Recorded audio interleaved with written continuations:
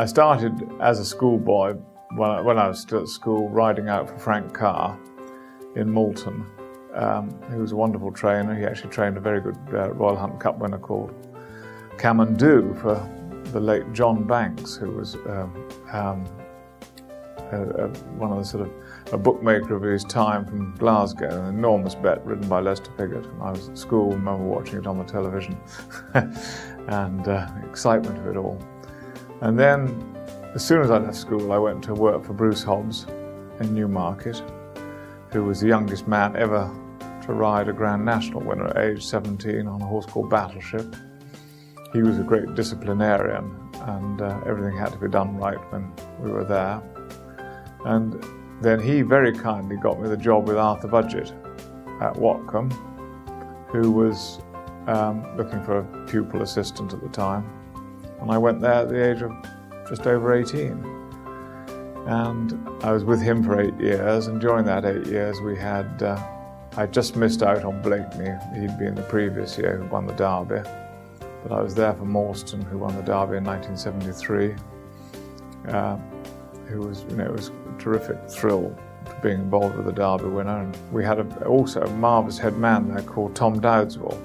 He'd been involved with 4 Derby winners in Tullier, Windsor Castle, Windsor Lad, Tullier, and Morstan and Blakeney. So it was a really good place to learn how to train horses, and Arthur Budgett was a great mentor and wonderful trainer. He trained sprinters, stayers, you name it. And I used to come up to Redcar with an old horse called Petty Officer, who won 6 out of 7 races the 7 times he ran up there, which was incredible, really.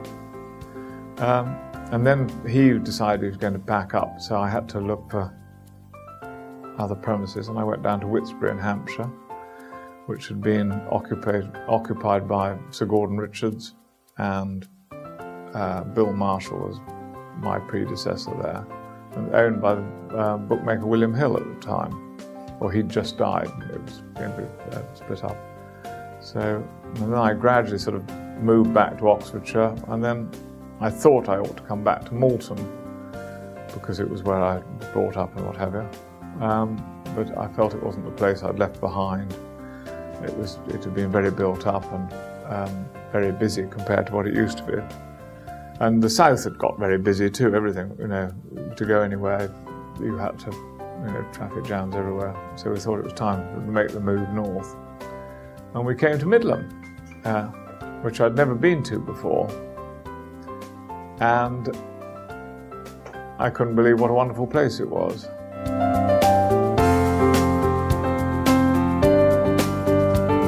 So we came to look at Midland and found it to be a wonderful, wonderfully quiet place where you could train horses very well. They had fantastic facilities, greatly underused, and they've actually have improved since we've been here, because we've spent an awful lot of money on gallops and the all-weather gallops and what have you, and they're infinitely better than when I came here in 1992. And it is, if you can't train a good horse here, you won't train one anywhere, in my book. And we've had a lot of success here. We've got the grass gallops now as good as they've been, as I say, since I've been here, and probably, if not better. And the all-weather gallops are seriously good. We have 2 sets of gallops, the Lowmore gallops, which we use most of the time, where we have a polytrack all-weather, and the Highmore where we have a wood chip all-weather. But the grass on the Highmore, which is open during the summer months, is absolutely superb.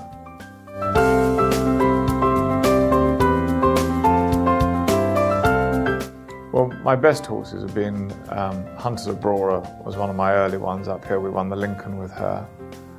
And then I've had Rich Ground was extremely good 2-year-old, won the July Stakes and was 4th in the Prix Morny in France, Group 1, and was 3rd in a Group 3 in Ireland. Very good horse. And then we've had a very good mare called Strawberry Dale, who she won a listed race and a Group 3 at York. and she was very good. And then I've had Hartley, who was in listed class.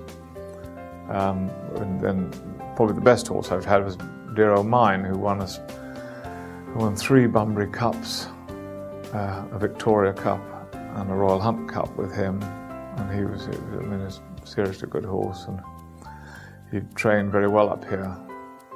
And I think you can train all sorts here. You can train from sprinters to stayers to jumpers, you name it.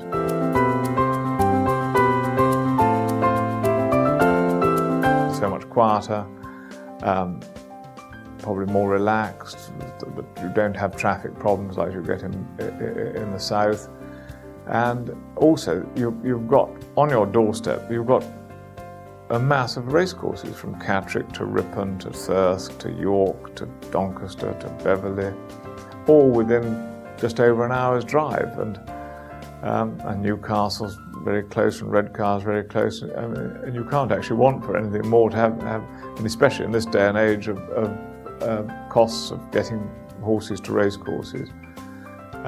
It's so handy to have them all on your doorstep.